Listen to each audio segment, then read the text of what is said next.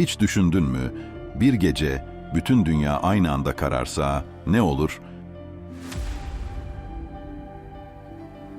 Evde oturuyorsun, lamba yanmıyor, telefonun şarjı olmuyor, internet yok. Hatta bu videoyu bile izleyemiyorsun.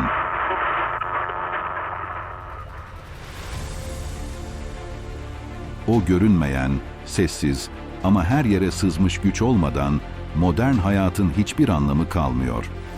Peki elektrik nasıl ortaya çıktı? Onu kim keşfetti ve nasıl oldu da tüm dünyayı etkisi altına aldı? Elektriğin hikayesi aslında yıldırımlarla başlar. Eski insanlar gökyüzündeki bu dev güçle tanrıların konuştuğuna inanırdı. Antik Yunan'da Thales, kehribarı yünle ovalayınca küçük cisimleri kendine çektiğini fark etti. Bu, elektriğin doğayla ilk temasıydı. Fakat bunun açıklaması o zamanlarda bilimsel olarak yapılamadı. Aslında Thales'in yaptığı deney, günümüzde statik elektrik olarak bilinen olguyu gösteriyor. 1700'lerin ortasında Benjamin Franklin fırtınalı bir havada uçurtmasının ucuna bir anahtar bağladı. Yıldırım çaktığında anahtarda elektrik birikti.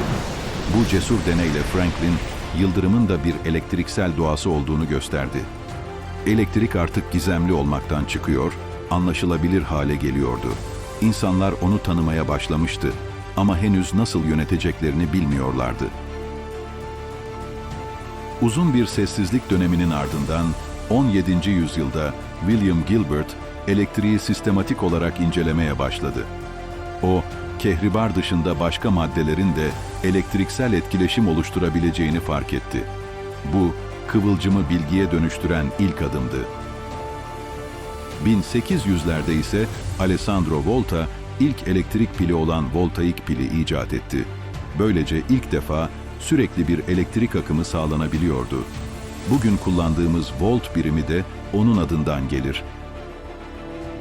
Hemen ardından Michael Faraday, manyetik alanla elektrik akımı üretmeyi başardı. Dinamo denilen bu sistemle artık elektrik üretilmeye başlamıştı. Bugün elektriğin çoğu hala aynı prensiple dönen mıknatıslar sayesinde üretiliyor. Ama elektriğin hikayesi burada da bitmedi. Bir yanda Thomas Edison, güvenli ve tek yönlü olan doğru akım sistemini savunuyordu. Öte yanda Nikola Tesla, daha verimli ve uzun mesafeye taşınabilir alternatif akım sistemini geliştirmişti. Edison, alternatif akımı kötülemek için halka açık alanlarda hayvanlara elektrik vererek Tesla'yı karalamaya çalıştı. Hatta ilk elektrikli idam sandalyesi bile bu kampanyanın bir parçasıydı. Ama Tesla yılmadı ve sonunda Niagara Şelalesi'ne kurulan hidroelektrik santralinde alternatif akım sisteminin gücü ispatlandı. Bugün dünyanın büyük bölümü Tesla'nın bu sistemini kullanıyor. Elektrik önce sokak lambalarıyla başladı, sonra evlere girdi. İlk elektrikli şehir 1882'de New York oldu. Kısa sürede trenler, fabrikalar, hastaneler bu enerjiye bağlandı. 1900'lerin başında elektrik artık bir lüks değil, bir ihtiyaç olmuştu. Bugün nörolojik hastalıkların tedavisinde kullanılan elektroterapi cihazları, kalp pilleri, uzay araştırmalarında kullanılan iyon motorları, hatta elektrikli arabalar, hepsi elektriğin farklı yüzleri. Elektrik senin için sadece bir priz mi, yoksa insanlığın en büyük keşfi mi? Bir gün elektriğin tamamen kesildiği bir dünyada yaşayabileceğini hayal edebiliyor musun?